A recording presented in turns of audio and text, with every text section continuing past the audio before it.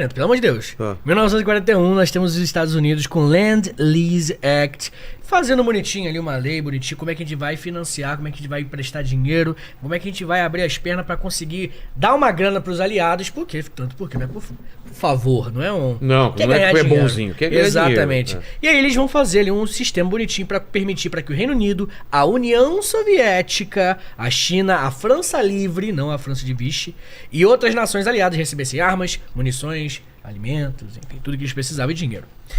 Umas estimativas, elas falam de 50 bilhões de dólares na época, que hoje seriam algo em torno de 647 bilhões de dólares, que os Estados Unidos unicamente emprestou nesse período. Mas não vai ser apenas essa a participação estadunidense. Na verdade, os Estados Unidos enxergavam essa guerra durante muito tempo como um problema europeu, assim. É assim como enxergaram a primeira também. E aí eles não vão deixar eles resolverem lá, estamos ganhando dinheiro, vamos continuar tudo mais, é isso. Aconteceu que no mesmo ano, 9 meses depois, eles receberam o Hirohito. Eles vão receber o que vai acontecer é que o Japão vai chegar. E aí você vai ter a entrada dos Estados Unidos por conta de Pearl Harbor. A gente vai falar melhor de Pearl Harbor daqui a pouquinho. Mas antes de entrar de Pearl Harbor, eu acho que vale a pena aí que eles A gente tem que falar da Operação Barbarossa. Tá provavelmente o maior evento aí, a maior operação militar aí da Segunda Guerra. A Operação Barbarossa foi a maior invasão da história. É mesmo? O que foi? A Operação Barbarossa acontece em 22 de junho de 1941. 41 que estamos, hein? Que é quando Hitler decide, acabou, não tem mais pacto, não tem mais nada. Agora lembra do pacto de não agressão? Claro. Hitler chega e fala, agora não vou mais segui-lo. Entre os soviéticos e os nazistas, Hitler fala, não vou mais, a partir desse momento, não vale mais a pena.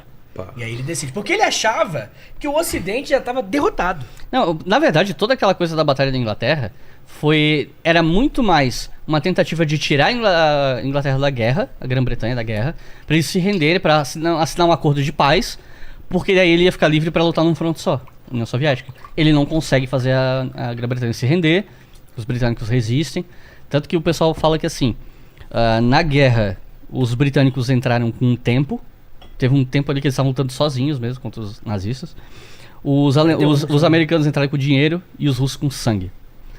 É um ditado meio comum, de certa forma dá pra dizer que resume algumas coisas da guerra. E aí chega num ponto que, beleza, não conseguimos tirar a Grã-Bretanha da guerra, mas não dá pra esperar mais. Vamos pra cima da União Soviética, a gente precisa de recursos, a gente precisa, sabe... Não teve um pensamento de se unir à União Soviética em algum momento? Não, eles eram completamente antagônicos. Porque pro plano de espaço vital, o território oeste da União Soviética era a cereja do bolo. É mesmo? O que eles queriam era toda a parte europeia da Rússia. Eles queriam as terras férteis da Ucrânia, petróleo do Cáucaso, territórios russos, para que a Alemanha virasse esse grande império, um território gigantesco. Né? E os soviéticos defendem a igualdade entre os seres humanos. Os nazistas defendem a superioridade de uma raça sobre outra. É totalmente antagônico. Porque assim, a gente pode fazer um monte de crítica à União Soviética, mas... Como já fizemos, inclusive. Aqui. Mas assim, de um ponto de vista doutrinário, isso é uma coisa tão radicalmente diferente. A União Soviética teve os expurgos, mataram não sei o que. Não, é verdade, a gente não pode fazer de conta que não aconteceu. Mas a gente não tá falando de, tipo, vamos exterminar toda uma raça. Não vamos... É tipo assim, é luta de classe. É luta de classe levado ao radicalismo que seja, mas é uma doutrina completamente diferente. E aí, Hitler chega, não dá mais, agora vamos pra cima da União Soviética. E aí essa invasão acontece principalmente com alemães, mas com a ajuda de italianos, de romenos, de outras populações também. E a mobilização de homens na Operação Barbarossa, ela é de... O número que normalmente a galera usa é de 3 milhões de pessoas. Às vezes tem uma gente que empurra para quase 4. E essa operação ela foi tão massiva que ela ocorre com 3 grupos de exército. Cada grupo de exército, né, o grupo de exército norte, centro e sul, dentro de cada grupo tem vários exércitos. Então assim, é um contingente muito absurdo. Não só de homens, mas de veículos, aviões, tanques, etc. E no começo, eles pegam a União Soviética de surpresa. Stalin tava até tirando uns dias de folga numa casa de praia, uma coisa assim. E ele é pego de surpresa com a invasão. Ele até acha que não, deve ter alguma coisa errada, assim.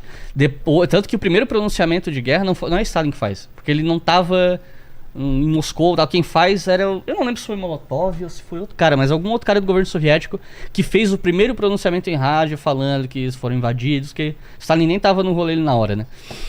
Então eles foram pegos muito de calça curta, sabe?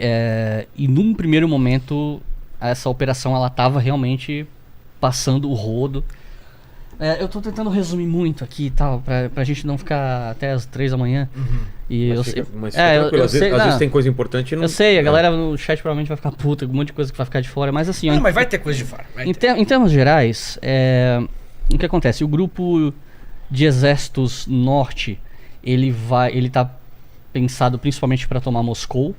Tem um pequeno grupo de exércitos ali no norte também, que vai para Leningrado, que acaba entrando... Depois eu falo do cerco de Leningrado, enfim. E aí você tem um grupo de exército sul, atacando mais ao sul, região Ucrânia, assim, eles, na verdade, era um fronte que foi avançando na Europa toda, assim, quase, continental. E durou alguns meses, etc. Mas aí algumas coisas começaram a dar errado. A primeira delas é que... dá errado pros alemães, né? É que chegou num ponto que Hitler decidiu, ele tomou uma decisão que algumas pessoas até hoje questionam. Tem gente que acha que foi uma decisão acertada, que acabou dando errado, mas que o cálculo era certo, que era o seguinte. Tá, a gente quer tomar Moscou. É o que? Setembro, outubro. Talvez a gente até consiga. Mas é mais importante a Ucrânia. Por quê? Porque uma mobilização desse tamanho... Você consegue imaginar o que é mobilizar mais de 3 milhões de pessoas? Cara, tem estados minúsculos assim que a população do estado inteiro é isso. É muita gente, cara. E um fronte muito, muito largo, assim, que vai de uma ponta a outra da Europa. Então o cálculo de Hitler foi o seguinte: a gente tem que tomar a Ucrânia primeiro, porque é aquela coisa, a Ucrânia é o cesto de pão da Europa. A gente precisa desses recursos para alimentar nossas tropas, sabe? Porque um dos grandes calcanhares de Aquiles da Operação Barbarossa era a questão logística. Como é que você mantém um fronte que vai quase de norte a sul da Europa e que vai indo pro leste, vai indo. Só que chega num ponto que as linhas de suprimento não dão conta. É muita gente muito longe num território gigante. Então o cálculo dele vamos pro sul, vamos pegar a Ucrânia. E de fato eles pegam Kiev, tal, não sei o que. Aí tem toda aquela coisa dos colaboracionistas ucranianos. E isso dá uma puta treta hoje em dia, porque nos últimos anos o governo ucraniano tem homenageado vários desses colaboracionistas nazistas e tal. É uma parada bem intensa. E aí e tem uma outra coisa, né? A Operação Barbarossa, ela é um debate que está em aberto entre historiadores. Alguns historiadores falam que a Operação Barbarossa ela atrasou por conta do apoio que os alemães foram dar na Grécia para os italianos. É mesmo? Então essa operação teria sido adiada. Aí tem gente, aí eu acho um exagero, que fala assim: se Hitler não tivesse ajudado os italianos na Grécia e tivesse começado antes, eles pegavam Moscou antes do inverno e tinham conseguido. Eu acho um tremendo... Você acha que não? Não, é um tremendo exagero, porque isso pressupõe que o que derrotou os alemães foi o inverno, não foi? Mas eu sempre ouvi essa conversa. Porque isso é senso comum. Porque o que acontece é o seguinte: o inverno foi muito complicado para os alemães? Foi. Eles não tinham roupa de frio boa o suficiente para o inverno russo. Tudo isso tem que ser levado em consideração.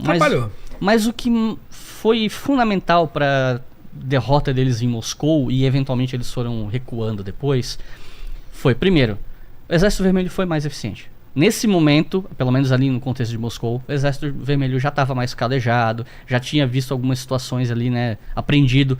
Porque uma crítica que inclusive uma parte da esquerda socialista faz a Stalin, é que os expurgos em 37 mataram muitos oficiais experientes da época da Guerra Civil Russa. E quando a União Soviética foi invadida, estava faltando muito oficial, gente com experiência, com pensamento tático, estratégico, e que por isso que os soviéticos se embananaram tanto no começo e na invasão da Finlândia. Entendi. Né? Aí, quando chega em Moscou, as defesas de Moscou já estavam bem mais preparadas, né? Parte da população civil foi deslocada para cavar trincheira, para ajudar na defesa.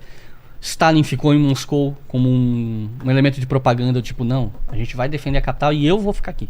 Então isso é uma coisa que, né, ajudava na propaganda. Inflama, né? E aí teve o frio, a gente não pode dizer que não teve um peso, mas o Exército Vermelho foi mais eficiente e os alemães foram derrotados também pela sua própria ineficiência em prover essa frente com agasalho, munição, suprimento, recompletamento de homens, enfim. Era uma linha muito grande para manter com eficiência, eles não deram conta, perderam, tiveram que recuar, mas eles continuaram fazendo um cerco em Leningrado. Leningrado conseguiu estabelecer algumas defesas antes dos alemães chegarem, então eles decidiram fazer um cerco. Eu não vou nem mais falar do Leningrado aqui, eu vou só tentar matar o assunto. Esse cerco durou quase 3 anos. Tá. Foi o maior cerco da história da humanidade. Morreu milhares de pessoas, não sei se chega a milhões. Porque a Operação Barbarossa, ela não simplesmente já começou e acabou em 41, ela vai durar muito tempo, ela vai ser importante, já falar dela mais algumas vezes aqui. Mas basicamente essa operação era pra dominar, pra chegar até... Era pra tratorar a União Soviética, pegar Moscou e, assim, derrubou pararia lá. Não, porque assim, você derruba Moscou, derrota Stalin, o Exército Vermelho se fragmenta, se você conseguir derrubar as principais cidades, aí o avanço pro leste fica mais sossegado, né? É meio fácil. Mas não foi o que aconteceu. Entendi. E eventualmente os nazistas tiveram que recuar.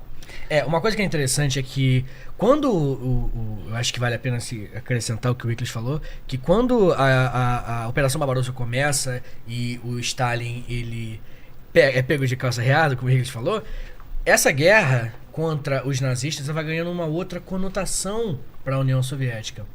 Essa guerra é conhecida na União Soviética hoje como a Grande Guerra Patriótica. É assim que eles chamam. Que começa em 22 de junho de 1941, quando os alemães atacaram. Lembra que eu falei com você que no Japão, na China, a Segunda Guerra Mundial começou em 37, porque foi... E na África começou em 36, em 35. Cada lugar tem a sua nomenclatura. Na União Soviética em 41. Por quê? Porque é quando Hitler invade a União Soviética. Porque eles não estão contabilizando quando eles invadiram Finlândia e Polônia, né? Eles não estão botando na conta. Antes, isso é um evento pré. E aí isso faz com que essa guerra, a Grande Guerra Patriótica, a guerra contra o nazismo, ela não somente seja uma guerra muito importante, como ela seja fundamental para a formação da identidade nacional soviética. Ela vai ser uma guerra que vai moldar a identidade soviética. Até hoje, não é nada absurdo. Com a treta com a Ucrânia e a Rússia, uma das coisas mais normais de a gente ouvir o Putin falar é de uma desnazificação da Ucrânia. Verdade. Porque isso tem um apelo da formação da identidade nacional soviética que ainda está dentro do espírito do russo, né? Lembra que os nazistas fizeram com a gente? Vocês querem essa galera na nossa fronteira? Eu tô lá lutando contra os descendentes do Hitler, tá ligado? Olha como é que é o discurso, né? E aí eu acho que vale a pena lembrar que a Operação Barbarossa, a guerra contra o nazismo, é também uma guerra de formação que ajudou muito para a formação dessa união, desse sentimento de unidade entre o povo soviético.